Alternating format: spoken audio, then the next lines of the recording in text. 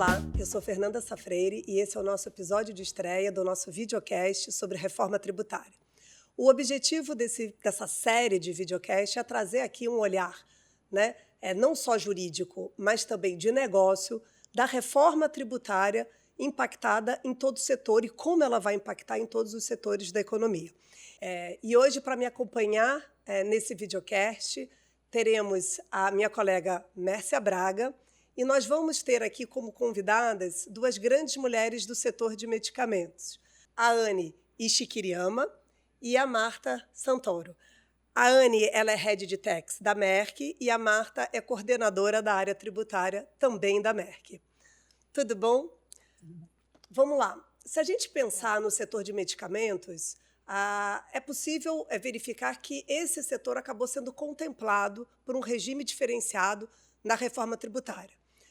De forma objetiva, nós temos uma redução de 60% para medicamentos registrados na Anvisa e daqueles produzidos por farmácias de manipulação, e também temos uma redução de 100% da alíquota, que no final é uma conversão em alíquota zero, para determinados produtos ali enquadrados na lista do anexo 14 da própria Lei Complementar 214, né? Diante desse regime tributário que foi proposto pela reforma tributária, a minha primeira pergunta, né, para vocês é se o setor, né, de medicamentos foi efetivamente contemplado, né, com esta reforma tributária. Era o que vocês buscavam, o setor buscava exatamente esse tratamento? Bom, assim, que a gente, enquanto setor, né, a gente se mobilizou para poder ter um tratamento diferenciado para os medicamentos em si, por questões de saúde e acessibilidade para a sociedade. Diante disso, como você bem colocou, a gente conseguiu um tratamento diferenciado tendo duas listas, a de 100% e a de 60%. Mas a gente sabe que são listas ainda que requerem alguns ajustes, né, Marta? Exatamente, Anne. O que a gente vê? Eu acho que é importante, para a gente falar desse assunto, contar um pouquinho do histórico. No Brasil, nós temos uma tributação que gira em torno de 33% para medicamentos. Nossa, se a gente tem uma tributação de 33%, né, num regime que hoje, né, nós já temos uma lista positiva de PIS/COFINS que se converte no final do dia numa não tributação, né, numa alíquota zero, né, porque tem os créditos presumidos. Nós temos diversos benefícios fiscais de ICMS para implantação de empreendimento, até para centros de distribuição. E nós temos todos os convênios de ICMS ali com várias reduções. Lembrando que a reforma tributária nós não teremos mais nada disso, né? Todos esses benefícios eles vão ser cancelados. Óbvio que o setor de medicamentos ali vai ter aquelas reduções que eu comentei de 60% e 100%. Mas é uma diferença muito grande, não? Exatamente, Fernanda. Ainda mais se a gente pensar que vários países da Europa, e inclusive os Estados Unidos, eles não tributam medicamentos. Então, no Brasil, a indústria farmacêutica e o sindicato tinham como objetivo da gente não ter uma tributação nos medicamentos. Esse era o nosso pleito inicial, vale reforçar esse ponto. E aí disso nós partimos para uma lista de 60% de redução, que existia uma lista realmente de NCMs e princípios ativos, e conseguimos uma vitória nesse meio do caminho, não é, Anne? Que foi não ter uma lista, como você bem colocou, Fernanda, para a redução de 60%. Estamos batalhando numa atualização da lista de 100%, porque ela ainda é muito limitada.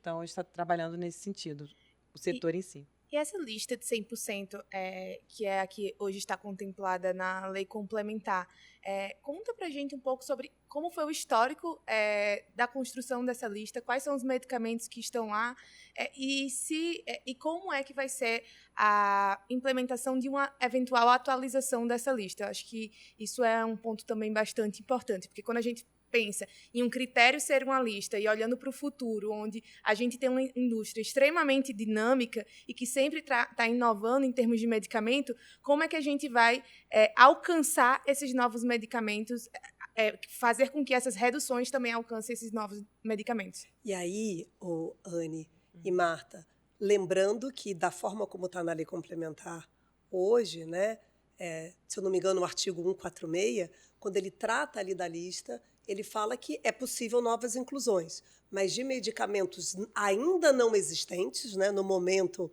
da existência dessa lista ali pré-determinada na Lei Complementar 214 e que o medicamento ali esteja registrado com seu preço na CEMED. Como é que vocês estão vendo isso, né? Essa movimentação que a Mércia falou da lista e essa evolução? A gente já vê isso como um problema, porque assim, já olhando a lista de uma forma fria, assim, a gente já vê que existem algumas distorções, né? A gente sabe que existem medicamentos com os mesmos princípios, com princípios ativos tratando de uma mesma doença, em que estão incluídos nessa lista de 100% com a isenção e demais medicamentos tratando da mesma doença fora da lista, com a isenção, com a redução de 60%. Né? Então, a gente já vê que isso fomenta uma concorrência desleal, impacta diretamente na isonomia tributária, né? E, de certa forma, essa questão de fazer uma atualização que está prevista, a gente não sabe se ela vai acompanhar a velocidade das inovações de medicamentos que vão surgindo e se vai conseguir trazer essa inclusão de forma justa, considerando que medicamentos existentes que já temos hoje já não estão incluídos nessa lista. Né? Então... Exato, é muito importante ter uma atualização dessa lista. Mas trazendo aqui um pouquinho do histórico que a gente trabalhou, antes do PLP 68 de 24, que se tornou a Lei Complementar 214 de 25, não existia ainda o critério definido, como seria do 60% e do 100%. Né? Então, a gente viu depois, a gente trabalhou bastante, tanto empresa quanto sindicato, na elaboração do pleito do setor, né, para fins de como a gente iria aproveitar essas reduções. E, assim, depois, na verdade, a lista ela surgiu com o PLP 68. Então, foi daí que a gente começou a trabalhar e não sabemos exatamente qual foi o critério. E esse é um ponto do mercado. Qual foi o critério para se chegar nessa lista, tanto a anterior de 60%, que agora não existe mais, quanto a de 100%. Então, porque não foi a lista positiva, né? Não foi, por exemplo. Não né? foi uma combinação da lista positiva com os convênios, não foi. Então, não sabemos qual foi o critério. Isso é muito... gera uma insegurança jurídica, eu acho, para o mercado. A gente conseguiu perceber até o ponto que você colocou da lista positiva, uma lista positiva hoje tem 1.182, acho que, Exato. medicamentos, e apenas 222 medicamentos da lista positiva foram contemplados na lista de redução de 100%. Então, assim, que critério foi adotado? O restante dos 930 e poucos medicamentos da lista positiva ficaram de fora na lista de 60%. Que critério foi adotado, né? Se a essência da lista positiva era beneficiar medicamentos no nosso setor também. Né? Eu acho que quando a gente pensa em lista, nós estávamos até conversando um pouquinho antes, né, Mércia? Você estava falando... Você até tem que... a gente entende a perspectiva do legislador de precisar incluir um critério, dado que essa reforma, o ideal é que se mantenha uma carga tributária. Então, se eu tenho que manter uma carga tributária, eu não posso beneficiar todos os setores sem um critério definido. Mas a gente não pode adotar um critério que acabe gerando uma repercussão negativa em termos de competitividade. Sim. E eu acho que esse é o ponto que vem sendo debatido como um ponto de preocupação, e até mesmo a adoção desse critério, o fato de ser uma NCM, uma lista, a gente já tem hoje em dia diversos... uma judicialização gigantesca sobre classificação fiscal, e a gente fica pensando, será que, mesmo numa reforma tributária, a gente vai voltar a ter discussões desse tipo também? Nos parece que sim, né? Vai, Mércia, vai sim, porque esse critério da NCM, realmente, ele é muito limitador e ele é questionável. E aí e aí o pior, que para mim, qual foi a função da reforma tributária, né? Acho que desde o começo, o que sempre se alardeou é que a reforma tributária ela tinha uma função, né? Que o desenvolvimento das atividades econômicas, os modelos de negócios a serem adotados, não levariam em consideração questões tributárias, até que é o que acontece hoje, né, se nós trouxermos isso para a nossa realidade. De fato, a gente tem implementação de novos empreendimentos em determinados estados, em função da guerra fiscal, ou determinada forma de desenvolvimento do negócio para uma redução de carga tributária. A reforma tributária ela visou exatamente ir na contramão desse mecanismo, ou seja, que o tributário não impactasse no modelo de negócio. Mas parece que para o setor de medicamentos essa realidade se apresentou de fato, né? Com Exato. certeza. A questão mesmo da concorrência desleal vai ser um fator que vai impactar diretamente essa questão. E aí, a essência realmente da reforma, que é essa eficiência, essa manutenção da carga tributária, ela fica ferida aí, né? Simplicidade. E aí, como é que Exato. vocês pensam e como se resolver isso? Se vocês pensam, e aí em termos de setor mesmo, né? As empresas vão ter que adotar alguma medida individual ou o setor ali está buscando uma melhor clareza e inclusões novas de medicamentos nessa lista? O que vocês pensam em termos... Se é que é possível, né, judicializar uma questão tão complexa Existe um como essa? debate já iniciado no Legislativo em relação a eventuais alterações da Lei Complementar 214? Existe, sim. Há uma tentativa, sim, de atualizar essa lista de redução de 100%. Existe uma lista que ela prevê já essa atualização, ela está alinhada com o Ministério da Saúde, o Ministério da Fazenda, e, enfim, e há uma expectativa para ser atualizada via nova lei complementar. Mas eu acho que é importante também fazer um gancho aqui com a questão da carga tributária. Por que acontece? Pensou-se muito em manter a carga tributária, mas não foi avaliada essa questão da lista positiva para o período de transição da reforma tributária. Não se considerou isso. Então, a gente tem que ter esse olhar, porque a gente pode prejudicar imensamente determinados medicamentos com esse posicionamento de não ter olhado para o fim da lista positiva e a tributação da CBS durante a transição. Ah, entendi. Faz todo sentido, porque hoje esses medicamentos, estando na lista positiva, eles têm uma redução a zero, né, no final do dia de PIS/COFINS. E se esses medicamentos não estiverem na lista de 100% e, consequentemente, estarão na lista de 60%, eles terão uma redução só de 60% da CBS, que veio aí em substituição ao próprio PIS/COFINS. Por isso que você fala que nesse período de transição de 27 a 29, eventualmente ou 33, Perfeito, né? Fernanda. A gente vai ter ali um impacto, com certeza, né? Isso E a é gente muito pode sensível. tirar determinados medicamentos do mercado, podem não vir para o Brasil.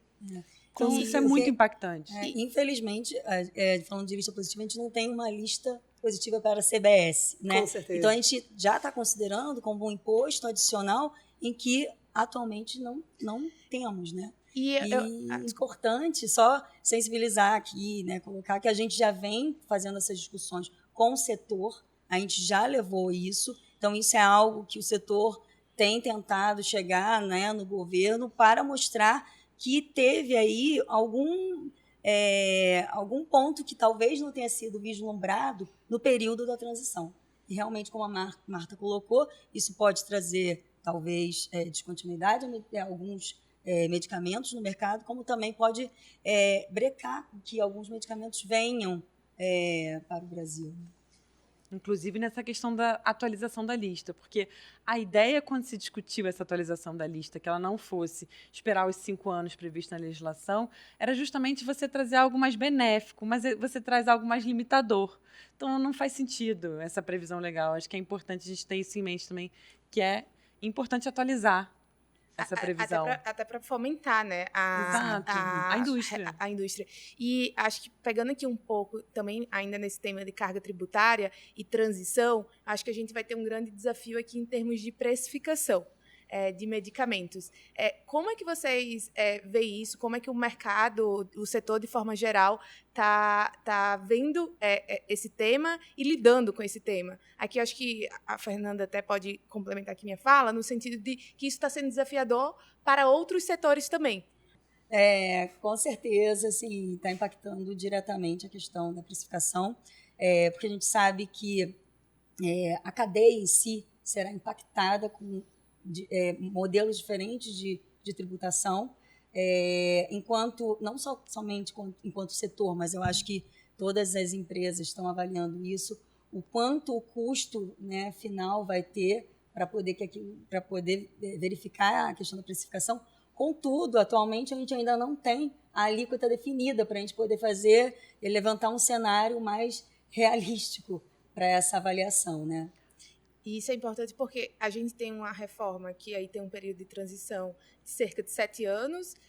A gente precisa, a empresa como um todo, ela precisa fazer o planejamento estratégico dela, pensar em novos investimentos, em custos, e aí a falta dessa definição de alíquota de referência, ainda que a gente saiba que os entes têm autonomia, né, ali para determinar qual vai ser sua alíquota, mas a alíquota de referência já seria um mecanismo que facilitaria que a indústria criasse esse planejamento estratégico. Então, de fato, a gente vê isso como um fator limitador e vocês acabam também, como time jurídico, sendo pressionados pelas áreas de privacy para trazer ali solução, trazer visibilidade sobre todas essas questões, né? Perfeito, mestre. Assim, a gente costuma dizer isso para os times, né, enquanto setor, que a gente tem aí o fator da amplitude do creditamento na reforma, temos aí a falta da alíquota definida ainda para a gente poder levar isso em consideração,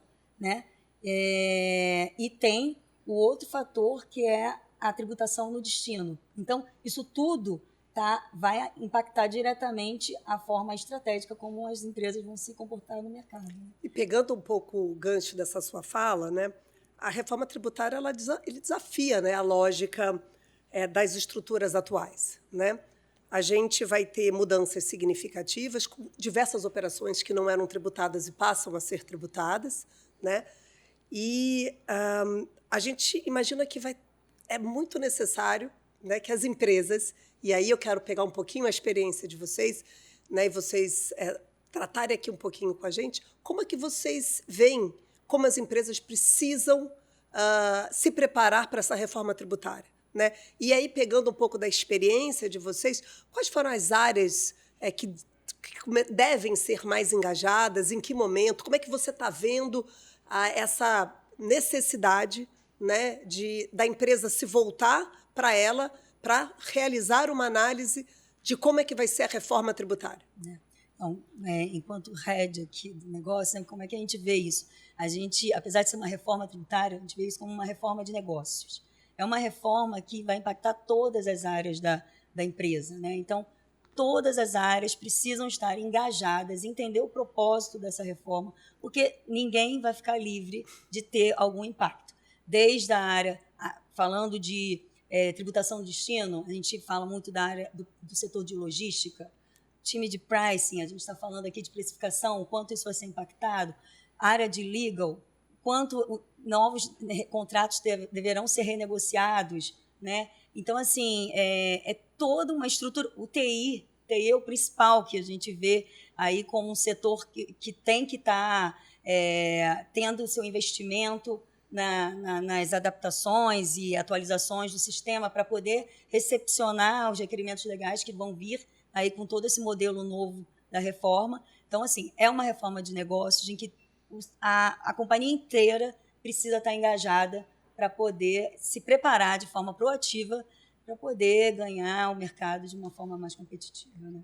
E complementando, engajada o quanto antes, porque é isso que vai fazer diferença. Quem esperar toda a legislação publicar, toda a reforma começar efetivamente a partir do ano que vem, ou quiçá 27, vai estar atrasado. E vai perder mercado. Vai perder mercado. Então, a ideia é essa, o quanto antes se preparar. Mesmo com o cenário incerto, a gente tem que se preparar, todos têm que se preparar para poder saber negociar.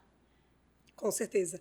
E aí, se nós pensarmos que, junto com a reforma tributária, a gente está tendo diversas alterações na legislação tributária, né? A gente tem aí novas regras de preço de transferência, temos o Pillar 2 da OCDE sendo implementado aqui no Brasil, né? A tributação mínima de imposto de renda, a gente tem diversas alterações de obrigações acessórias aí sendo trazidas em notas técnicas, fora alterações do tal do CNPJ alfanumérico, que vai fazer com que nós tenhamos uma alteração significativa nos documentos fiscais e nos layouts.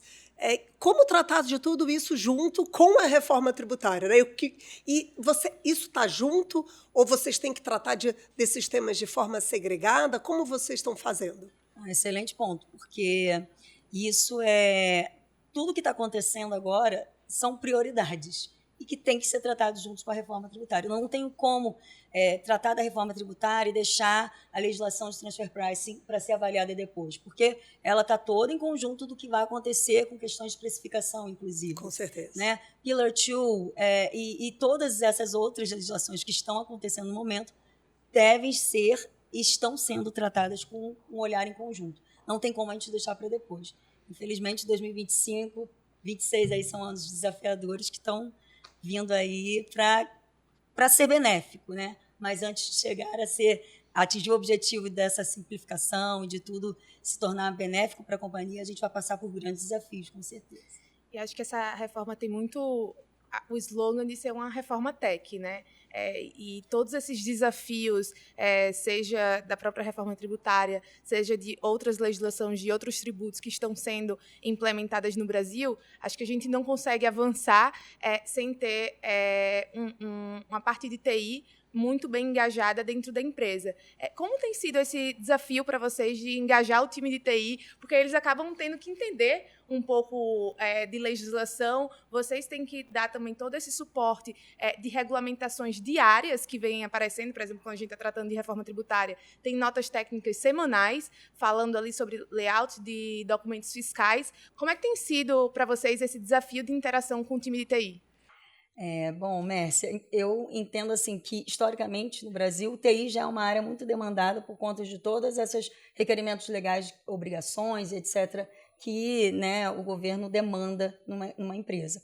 E falando de reforma, é a área que está sendo mais demandada, ela está absorvendo todos os tipos de inputs para poder estar preparada para as notas técnicas que virão, né? Porque a gente sabe que sem o TI preparado, a gente não tem um faturamento, a gente não vai conseguir emitir uma nota fiscal diante de... A gente já está sabendo aí que são mais de 80 campos novos que vão popular uma nota da reforma, né? Então... E a gente até lembra que a questão da dispensa do recolhimento de 1% em 2026 está condicionado ao cumprimento dessas obrigações acessórias. Então, assim, isso se torna cada vez mais relevante. Não, pior não é isso, né?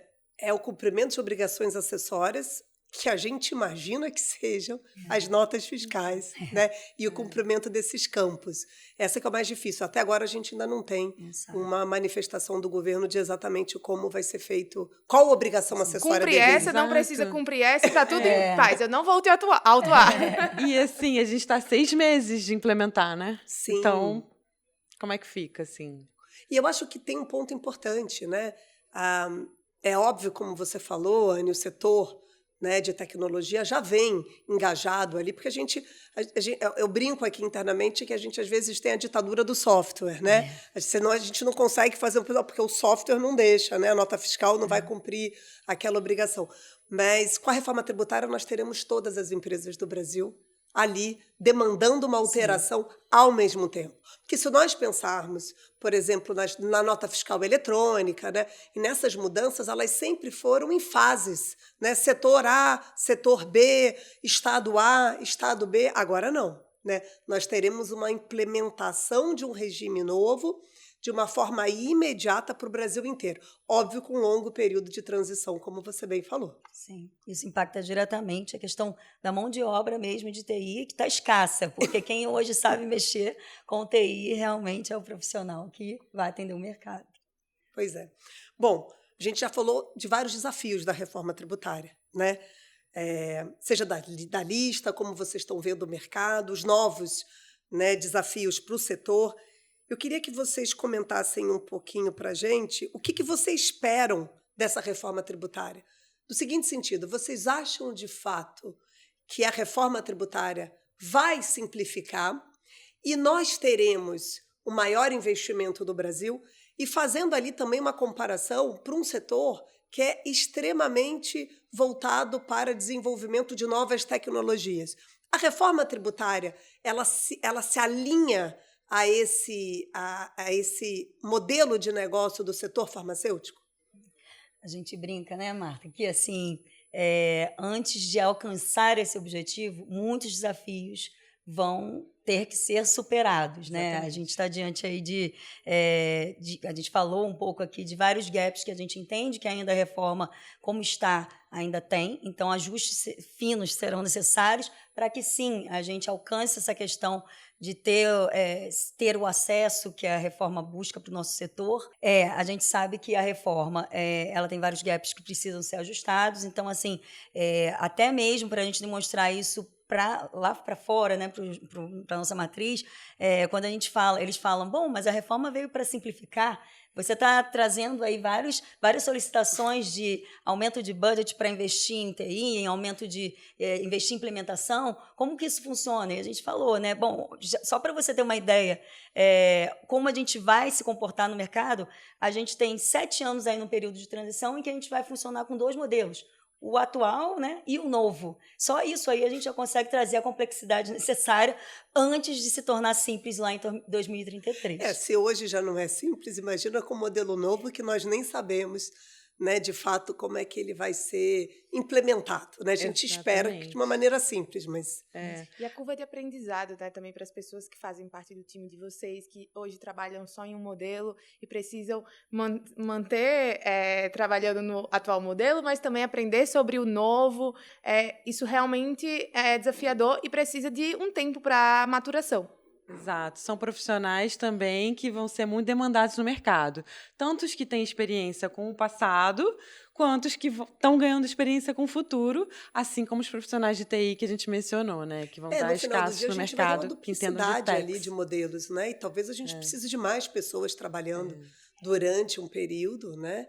Exatamente. Isso realmente traz... E é interessante esse ponto porque a própria reforma, quando ela vem, ela traz falando da simplificação, ela inclusive fala realmente até de dar uma enxugada em questão do time, né? Time fiscal. E a gente não consegue nem vislumbrar isso, né, Marta? Não porque dá. Falando de estar em 2 modelos coexistindo, eu preciso dessas pessoas que já existem agora e talvez realmente de mais pessoas para poder cumprir com todas as novas obrigações acessórias que virão, que não sabemos ainda, porque está tudo ainda muito faltando ajustes, né? A complexidade vai vir para depois vir a simplicidade.